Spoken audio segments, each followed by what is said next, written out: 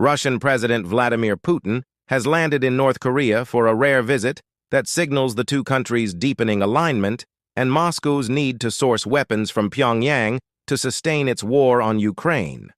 North Korean leader Kim Jong Un personally greeted Putin at the plane ramp as he arrived in the North Korean capital of Pyongyang in the early hours of Wednesday morning local time, video footage of his arrival showed. State media RIA reported that the two leaders talked animatedly with each other for several minutes before reaching their motorcade. The pair then rode together to the Kumsusan State Guest House where Putin will be staying, according to North Korean state media KCNA, and the two leaders exchanged their pent-up innermost thoughts and opened their minds to more surely develop North Korea-Russia relations in conformity with the common desire and will of the peoples of the two countries. After arriving at the guest house, they held a friendly chat, KCNA added. The streets of Pyongyang were decked out with Russian flags and posters of Putin ahead of his first visit to the country since 2000.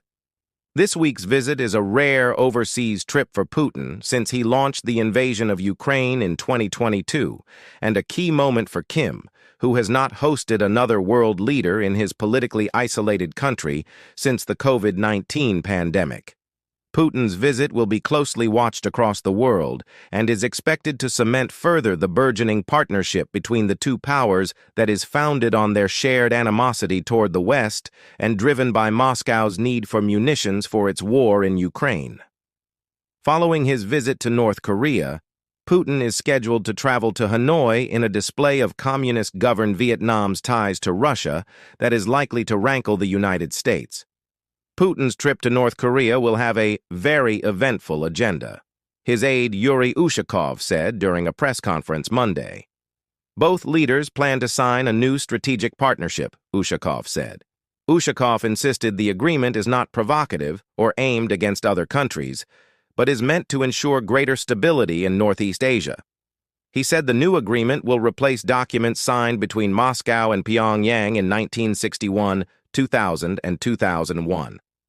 Satellite imagery from Planet Labs and Maxar Technologies showed preparations for a large parade in Pyongyang's Central Square. One image was of a grandstand being constructed on the eastern side of Kim Il-sung Square, the site where all major parades in North Korea are held. In an earlier image, taken on June 5th, North Koreans can be seen practicing marching formations. U.S. National Security spokesman John Kirby told reporters Monday the Biden administration wasn't concerned about the trip itself, but added, "What we are concerned about is the deepening relationship between these two countries." The U.S., South Korea, and other countries have accused North Korea of providing substantial military aid to Russia's war effort in recent months, while observers have raised concerns that Moscow may be violating international sanctions to aid Pyongyang's development of its nascent military satellite program. Both countries have denied North Korean arms exports. Putin's trip reciprocates one Kim made last September, when the North Korean leader traveled in his armored train to Russia's Far Eastern region, for a visit that included stops at a factory that produces fighter jets and a rocket launch facility. It also comes as tensions remain high on the Korean peninsula amid heightened international concern about the North Korean leader's intentions as he ramped up bellicose language and scrapped a long-standing policy of seeking peaceful reunification with South Korea.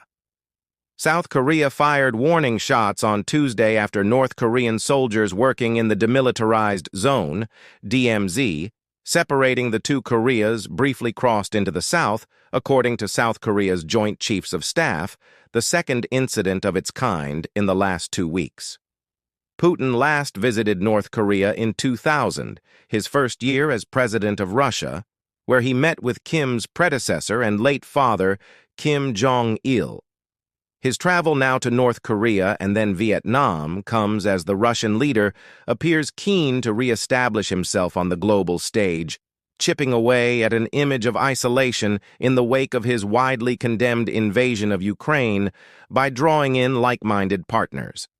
Last month, Putin made a state visit to Beijing, where he and Chinese leader Xi Jinping made a sweeping affirmation of their shared opposition to what they see as a U.S.-led world order. Moscow last week hosted foreign ministers from countries including China, Iran, South Africa, and Brazil for a meeting of the BRICS group of major developing economies. U.S. National Security spokesman John Kirby on Monday called Putin's latest travel a charm offensive following the leader's re-election. Putin won his fifth term earlier this year in a contest without true opposition.